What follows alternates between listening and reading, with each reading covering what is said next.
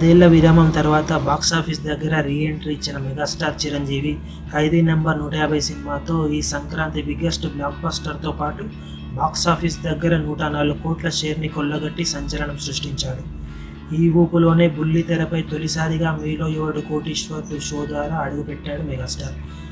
కానీ వెండి తెరపై సాధించినంత విజయం బుల్లితెరపై మాత్రం సాధించలేకపోయాడు. ఈ షోకు ఏమాత్రం ఆశించిన రేటింగ్స్ రాకపోవడంతో అందరిలోనూ ఒకంత నిరుత్సాహం నిండింది. కాగా ఇక్కడ మరో వార్త ఈ షోకి షాకింగ్గా మారింది.